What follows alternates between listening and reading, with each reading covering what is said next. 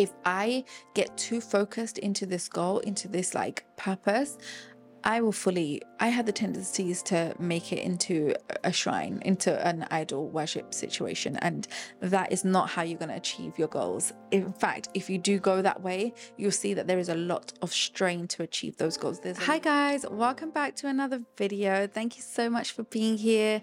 My name is Crew. If this is the first time we're meeting, hi, I create faith-based content here on YouTube.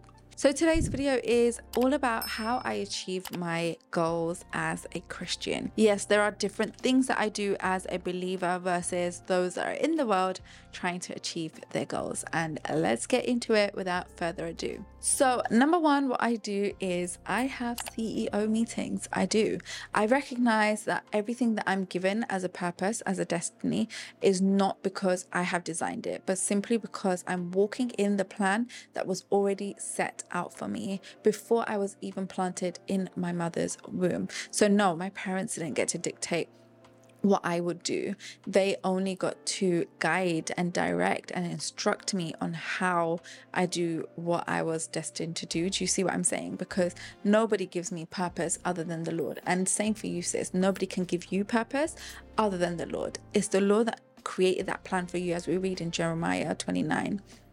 It's the Lord that creates the plans for us as we are planted in our mother's womb. And so walking in purpose and walking in my destiny, in my calling, I recognize that I am not the CEO of these plans. The Lord is the CEO of these plans. I am simply the executor. I am simply the one that's told to do it and how to do it. So I say, and not from a dictative place, because he's not a dictator God at all, but from a place of acknowledging that my source is him. I am not my source. Do you see what I'm saying? And for me as a believer, I'm comfortable with that. I'm okay with that. I am thriving in the knowledge of that. So completely fine. How my CEO meetings look like is simply when I'm doing my prayers daily, I am remembering the things that I'm going to pray about in terms of my goals. So if you don't know, my husband and I own a sales agency. We are sales coaches, both of us. And so if I'm praying about that, then I take it to him under the title of this is a CEO meeting, we're going to discuss business now. If we're talking about YouTube, then I will take it under the title of this is a CEO meeting about ministry, so we're going to discuss that now. So that's kind of how I do it. I see myself as a project manager given all these projects, and I'm like, okay, so these are the updates. This is where I need you as a CEO to be boosting me.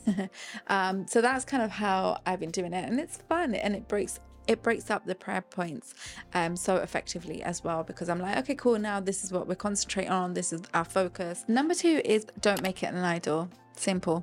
That is how I achieve my goals as a believer, by simply saying, nope, this is not my idol.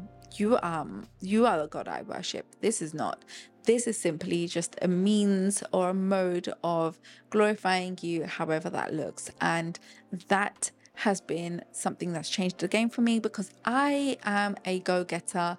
I love to be active. I love to do things. I love to stay busy. And so if I get too focused into this goal, into this like purpose, I have the tendencies to make it into a shrine, into an idol worship situation. And that is not how you're going to achieve your goals. In fact, if you do go that way, you'll see that there is a lot of strain to achieve those goals. There's a lot of resistance with achieving that goal, and that is because the Lord cares so much more about your salvation, about your relationship with him, that if it means that you can't achieve this particular purpose or this particular goal because it means that you might step away from him for too long, he will happily not let you achieve it. He'll happily allow those resistance to stay in place so that you do not achieve it, so that you do not go too far from him. Not just in this, but in all spheres of life is this: do not make an idol of your prayers. Simple as that. Keep God on the pedestal and everything else underneath his feet and below him. Okay. Number three is monthly prayers. Yes, monthly prayers. So the first of every month, I write down new prayers that I want to see in that month. Now we can go into what is actually a month. A Gregorian month is not the same. And they've played a number on us, and I agree. But for the month that is laid out before me, the next 30 days or so, I ask for specific prayers over that month so that I'm seeing it a month at a time and not the entire goal at a time. So it might be this year, I want to be able to save X amount.